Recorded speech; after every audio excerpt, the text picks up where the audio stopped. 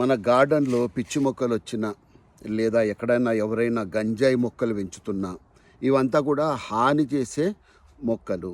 కాబట్టి వీటిని ఏం చేస్తామండి, మనం వేరుతో సహా పెకలిస్తాము. We will uproot them.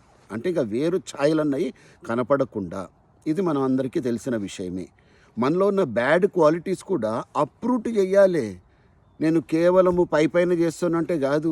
స్నానం చేసినప్పుడు మనం ఏం చేస్తాము, షాంపూ పెట్టుకుంటాము, తర్వాత సబ్బు పెట్టుకొని బాడీని క్లీన్ చేసుకుంటాం, అంతే తప్ప కేవలం నీళ్లు పోసుకొని బయటికి రాము కదండి. అప్పుడు ఆ చెత్త మైలు ఏదైతే ఉంటుందో అవన్నీ కూడా క్లియర్ అయిపోయే అవకాశం ఉంటుంది. హెయిర్ కట్కి వెళ్తామండి.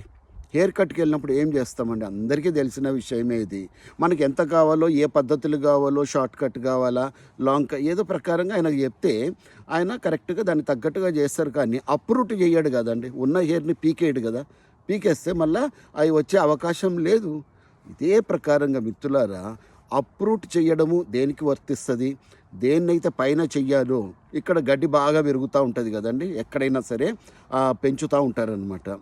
కానీ 10 రోజులకు 15 రోజులకు ఒకసారి ఒక మిషన్ వచ్చేసి దాన్ని నీట్గా లెవెలింగ్ చేస్తుంది, అప్రూట్ చెయ్యదు. ఎందుకంటే అది మళ్ళీ ఉండాలి ఆ ప్రకారంగా. మొత్తం పెకిలిచ్చేస్తే గడ్డి మొత్తం వెళ్ళిపోతుంది.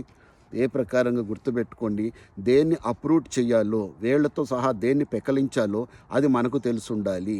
దేన్ని షేప్ చేయాలో కూడా తెలుసుండాలి. ఇలా చేసినప్పుడే జీవితం అన్నది బ్యాలెన్స్డ్గా నడుస్తుంది. మనలో బ్యాడ్ క్వాలిటీస్ ఉన్నాయా, దాన్ని అప్రూట్ చేయాలి, తీసేసేయాల్సిందే. ఏ ప్రకారం అయితే ఇంటిని పెయింట్ కొట్టినప్పుడు ఆ పెయింటర్ గారు ఏం చేస్తారండి, సున్నాలు కొడతాం కదా, ఏం చేస్తారు, ఫస్ట్ గోకుతారు మొత్తం. ఏదైతే పగుళ్ళు ఉన్నాయో అదంతా కూడా స్క్రాప్ చేసేసి అప్పుడు ప్రైమరీ వేసి తర్వాత సెకండరీ వేసి తర్వాత ఈ ప్రకారంగా ఒక ప్రొసీజర్ ప్రకారం వెళ్తుంది. అప్పుడు ఆ వేసిన పెయింట్ నిలబడుతుంది. లేదంటే ఏమవుతుంది, కొన్నాళ్ళకు మళ్ళీ పెచ్చులు ఊడిపోయే అవకాశం ఉంటుంది. కాబట్టి టూత్ పాలిష్ పనులు వద్దు.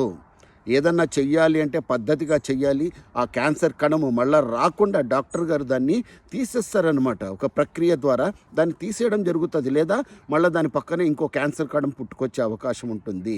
సో ఇది ప్రతి విషయంలో కూడా జీవితంలో వర్తిస్తుంది. కాబట్టి దేన్ని పెకలించేయాలి పర్మనెంట్గా, దేన్ని షేప్ చేయాలా, దేన్ని ఫైన్ ట్యూన్ చేయాలా అన్న విషయాలు మనందరికీ తెలుసు. వాటిని మనం అప్లై చేస్తే జీవితం అన్నది సుఖంగా శాంతిగా ఉంటుంది. I wish you a blessed life, a safe life and a happy life. Jai Hind.